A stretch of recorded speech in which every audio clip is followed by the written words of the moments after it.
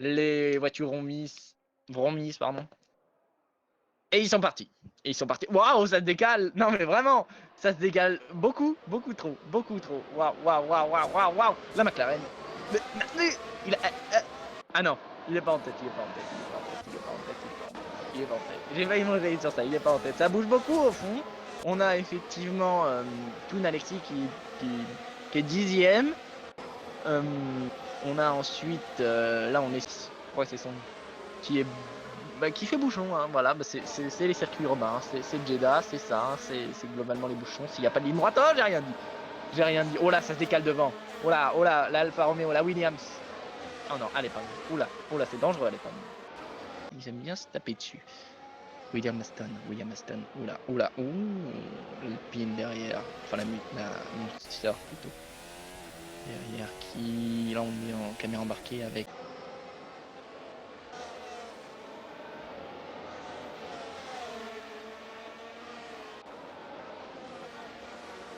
Donc, pardon.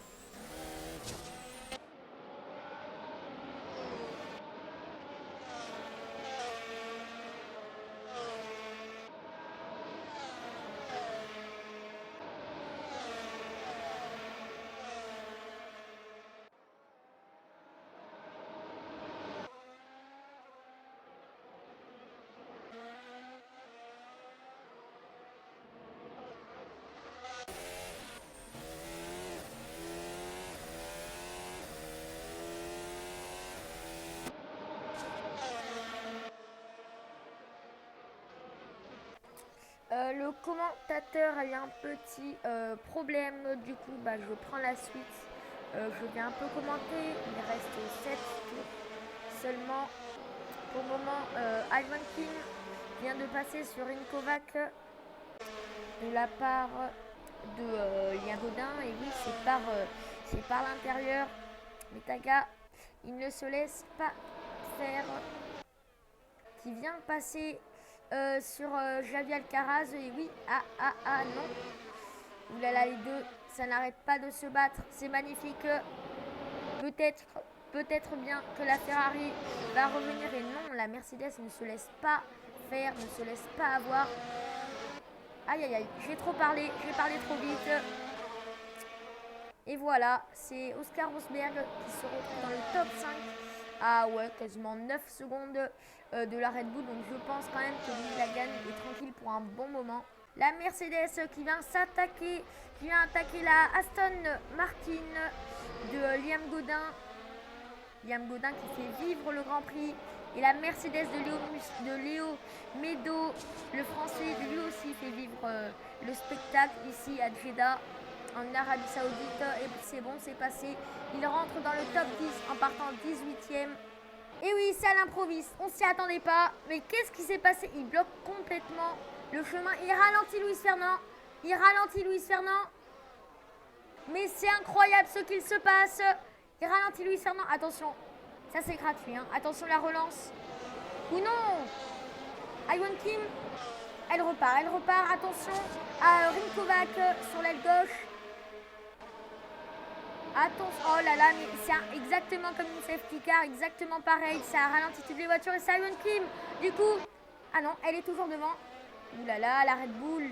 Elle reste devant. Mais elle s'est bien rapprochée de la Ferrari quand même. Attention du coup, c'est à l'improviste qui DNF malheureusement. Et oui, c'est le français qui se retrouve dans les stands.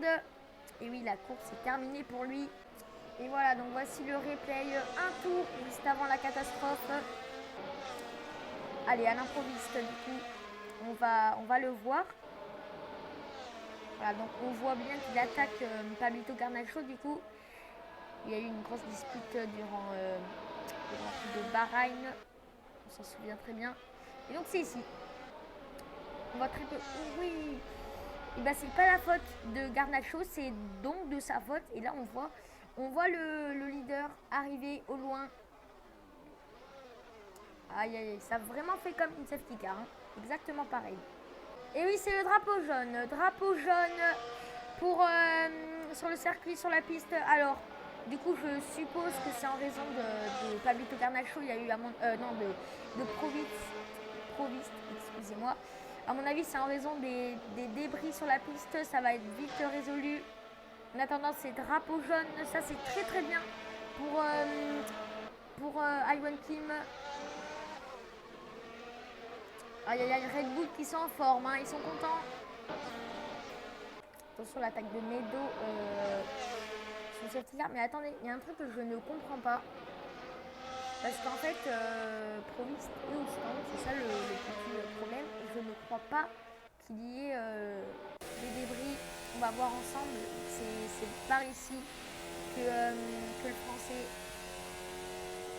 s'est complètement retrouvé au stand en quelques secondes. Et oui, il n'y a pas de débris, on est bien d'accord, il n'y a pas de débris. Alors pourquoi Yellow Flag, ça que j'aimerais bien savoir. Alors attendez, je crois que c'est un bug du graphique, je crois. En attendant, le français lui, la Mercedes lui, en attendant il passe sur la Monster. Et oui, ça rentre dans le top 8 carrément, c'est incroyable.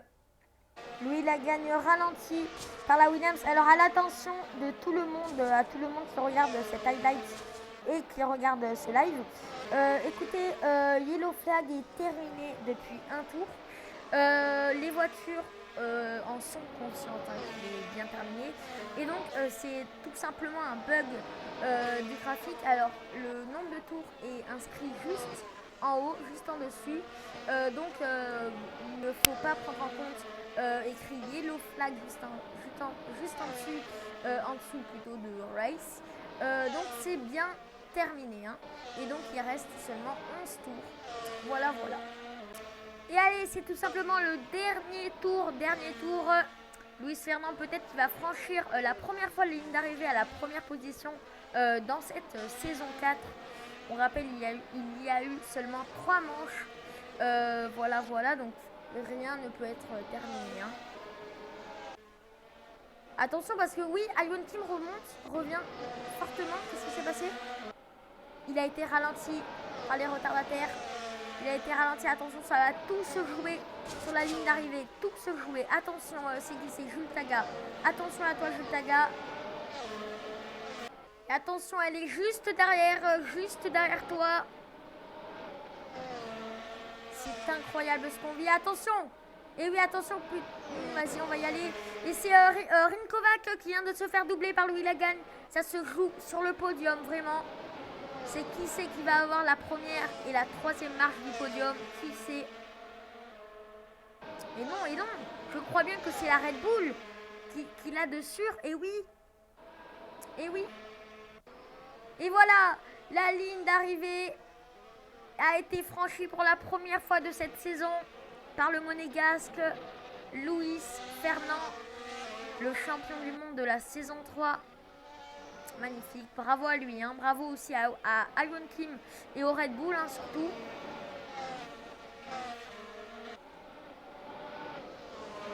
Bravo à tous. Victoire du Monégasque en Arabie Saoudite, du coup. Et bah moi je l'aurais pas dit, hein, parce que quand on voit les résultats des 2 premiers essais libres, moi je pensais pas spécialement que ça allait être une Ferrari tout simplement qui allait gagner. Mais bravo en tout cas à lui. Bravo.